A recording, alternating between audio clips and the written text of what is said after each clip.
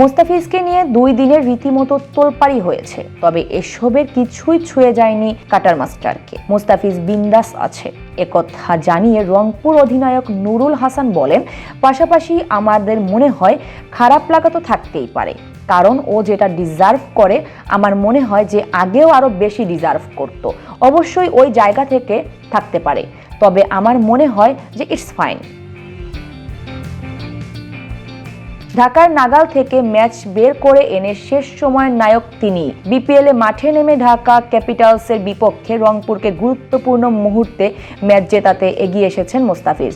শেষ 3 ওভারে 25 রান দরকার ছিল ঢাকার। 18 এবং 20তম ওভার করতে এসে মাত্র 6 রান দিয়ে 1 উইকেট তুলে দেন তিনি।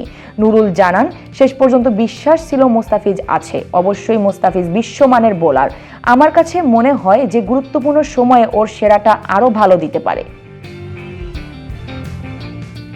2014 সালে মোস্তাফিজুর রহমানকে প্রথমবার দেখেছিলেন ঢাকা ক্যাপিটালসের সহকারী কোচ আশিকুর রহমান। জাতীয় দলের সাবেক অধিনায়ক খালেদ মাহমুদ তাকে নিয়ে এসেছিলেন ঘরোয়া এক টুর্নামেন্টে খেলাতে। 1 যুগ আগের সেই স্মৃতি তুলে ধরে তিনি জানান, পুরো সময় ধরেই একই রকম আছেন মোস্তাফিজ। মাঝে নেটে বোলিং থেকে জাতীয় দলের সুযোগ পাওয়া, বিশ্বজুড়ে খ্যাতি, আন্তর্জাতিক ক্রিকেটের সাফল্য কোনো কিছুই বদলে দিতে পারেনি তাকে।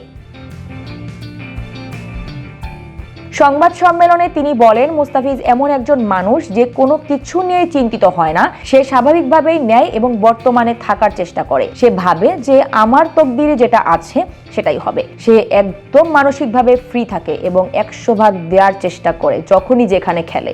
আমার এটা পেতেই হবে এমন কোনো আসক্তি তার নেই। বিসিসিআই এর নির্দেশে আইপিএল থেকে তাকে বাদ দেওয়ার সিদ্ধান্ত নিয়েছে নিলাম থেকে 9 কোটি 20 লাখ রুপিতে দলে ফেরানো কলকাতা নাইট রাইডার্স। ওই সিদ্ধান্তের পর কাল বিসিবি জানিয়েছে নিরাপত্তার শঙ্কায় ভারতের মাটিতে ফেব্রুয়ারিতে টি-20 বিশ্বকাপ খেলবে না তারা। বিকল্প ভেন্যুর ব্যবস্থা করতে আইসিসি কে অনুরোধ জানিয়েছে তারা। তবে এসবের কিছুই ছুঁয়ে যায়নি মোস্তাফিজকে।